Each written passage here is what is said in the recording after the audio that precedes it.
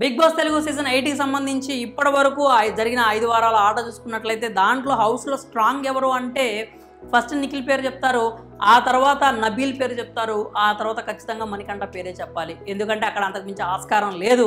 హౌస్లో ఏ రకంగా చూసుకున్నా కానీ మణికంఠ మాత్రం బాగా ఎలివేట్ అవుతున్నాడు. ఎక్కడ చూసినా మణికంఠే ఉంటున్నాడు.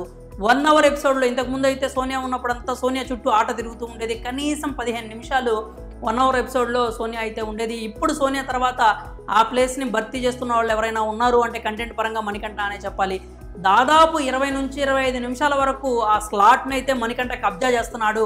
హౌస్లో ఉన్న వాళ్ళ ఎవ్వరికీ కూడా ఆస్కారం లేకుండా చేస్తున్నాడు అనమాట. అక్కడ ఎంత పెద్ద సీన్ ఉన్నా సినారియో ఉన్నా కానీ దాన్ని మాత్రం మణికంఠ ఓవర్టేక్ చేస్తున్నాడు అనమాట. ఓవర్ ల్యాప్ చేసేస్తున్నాడు వాళ్ళ కంటెంట్ని. అదే అభిప్రాయం హౌస్లో ఉన్న వాళ్ళకి కూడా వచ్చింది. అయితే ఇప్పుడే మణికంఠకి అసలైన కష్టాలు అయితే స్టార్ట్ అయినాయి అని చెప్పాలి. ఎందుకంటే హౌస్లో ఉన్న వాళ్ళందరూ కూడా మణికంఠ గేమ్ని డీకోడ్ చేశారు. వాళ్ళకి విషయం అర్థమైపోయింది. మనీ గేమ్ ఏంటి, మనీ స్ట్రాటజీస్ ఏంటి, మనీ ఎలా ఆడుతున్నాడు అనే విషయాన్ని అయితే వాళ్ళు డీకోడ్ చేశారు. ముఖ్యంగా సీత కావచ్చు, విష్ణు కావచ్చు, నిఖిల్ కావచ్చు, అలాగే ఇంకా హౌస్లో ఉన్నటువంటి యష్మి కావచ్చు, వీళ్ళందరూ కూడా మణికంఠ గేమ్ని అయితే డీకోడ్ చేసేసారు. బట్ వాళ్ళకి లేట్ అయిందనే చెప్పాలి. అంటే దాదాపు 5 వారాల ఆట అయితే గడిచిపోయింది. కానీ ఇప్పటికైనా కళ్ళు తెరుచుకున్నారు. మణికంఠని ఎలా డీల్ చేయాలనే విషయం అయితే వాళ్ళకి అర్థమైపోయింది. ఇక నుంచి మణికంఠ నెగ్గటం కష్టం అనే చెప్పాలి. ఎందుకంటే అది ఇప్పుడే మనం క్లియర్గా దాని గురించే మాట్లాడుకుందాము. ఏంటంటే హౌస్లో మీరు తాజా ఎపిసోడ్ చూసినట్లయితే విష్ణు ఒక కామెంట్ చేసిందనమాట. మాకు ఏదో వస్తున్న 1% వ్యూవర్షిప్ కావచ్చు, లేకపోతే మాకు వస్తున్న 1% స్క్రీన్ స్పేస్ కావచ్చు, నువ్వు కబ్జా చేసేస్తున్నావు, నువ్వు మా దాకా రానివ్వట్లేదు, హౌస్లో ఉన్న వాళ్ళు ఎవరిని రానివ్వట్లేదు, నువ్వు సర్వం నువ్వే లాగేసుకుంటున్నావు అని చెప్పి విష్ణుప్రియ కామెంట్ చేయడం మనం చూసాము. ఆ తర్వాత సీత కూడా చాలా సీరియస్గా మాట్లాడింది. ఏదున్నా కానీ నువ్వే అరుస్తున్నావు, నువ్వే గొడవ చేస్తున్నావు, నువ్వే ఆరోపణలు చేస్తున్నావు, మమ్మల్ని విలన్స్ చేస్తున్నావు, నువ్వు మాత్రం మంచిగా మిగిలిపోతున్నావు అని చెప్పి వీళ్ళందరికీ క్లారిటీ ఎక్కడ వచ్చిందిరా అంటే ఎప్పుడైతే మిడ్ వీక్ ఎలిమినేషన్ జరిగిందో ఆ టైంలో టాప్ 6లో అంటే 6 మెంబర్స్లో టాప్ 3లో ఉన్న ఓటింగ్ ఎవరికి ఉందో వాళ్ళ పేర్లు అయితే చెప్పారు, రివీల్ చేయడం జరిగింది. వాళ్ళు ఎవరు, నిఖిల్ ఉన్నాడు, నబీల్ ఉన్నాడు, నాగమణికంఠ ఉన్నాడు. వీళ్ళు ముగ్గురు బాటం 3లోకి రాగానే వాళ్ళకి మబ్బులైతే విడిపోయినాయి అనమాట. వామ్మో, మణికంఠ గ్రాఫ్ బయట మామూలుగా లేదు. ఆడియన్స్తో ఫుల్ ఎంగేజ్ చేసేసుకున్నాడు. మనం ఏం చేసినా కానీ మనోడు ఏం మాట్లాడితే అదే మనకి ఎక్కువ నెగిటివ్గా వెళ్ళే ఆస్కారం కూడా ఉంది.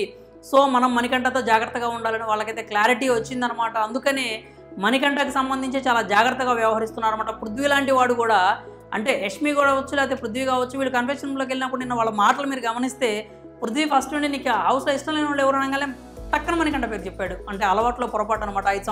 5 వారాల నుంచి అదే పేరు చెబుతున్నాడు కదా ప్రతిసారి నెగిటివ్కి.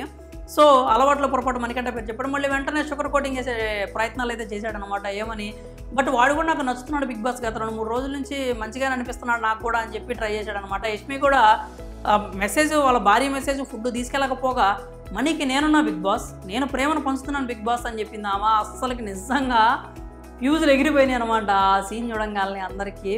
సో ఈ ప్రకారంగా చూసినట్టయితే మనీ జోలికి ఎవరో వెళ్ళాలి అనుకోవట్లేదు.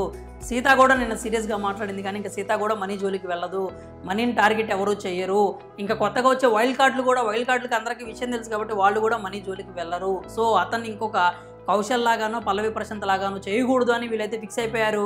అందుకే మనీని ఎవరు కదిలించట్లేదు. అతని గేమ్ అయితే డీకోడ్ చేశారనమాట. అది ఏం చేస్తున్నాడు మనీ, పొద్దున పూటేమో ఒక 10 నిమిషాలు 15 నిమిషాలు ఎంటర్టైన్ చేస్తున్నాడు ఏదో ఒకటి. అంటే ఒక పక్క నుంచి బిగ్ బాస్ కూడా తనని లేపుతున్నాడు. అందుకే కదా నిన్న బిగ్ బాస్ జాతకం చెప్పే టాస్క్ ఇచ్చి దాదాపు 15 నిమిషాలు 10 నిమిషాలు ఆ ఫుటేజ్ అయితే ఆ మనీకి కవర్ చేయడం జరిగింది. ఆ తర్వాత మనీకి సంబంధించి కూడా చెప్పండి అని చెప్పి అడిగారనమాట. బిగ్ బాస్ కూడా మణికంఠని లేపడానికి గట్టిగా ట్రై చేస్తున్నాడు. ఎందుకంటే మిగిలిన వాళ్ళకి అవకాశాలు ఇస్తే వాళ్ళు కంటెంట్ ఇవ్వట్లేదు. బట్ మనీకి అవకాశం ఇచ్చిన ప్రతిసారి కంటెంట్ ఇస్తున్నాడు. కాబట్టి మనీని లేపడానికి ఎక్కువగా అయితే బిగ్ బాస్ కూడా ప్రయత్నిస్తున్నట్లుగానే అనిపిస్తోంది. ఇంకా చూసుకున్నట్లయితే వచ్చిన అవకాశాన్ని మనీ వాడుకుంటున్నాడు. పొద్దున పూట ఏదో రకంగా ఎంటర్టైన్ చేస్తున్నాడు, సెటైర్లు వేస్తున్నాడు, కామెడీ చేస్తున్నాడు.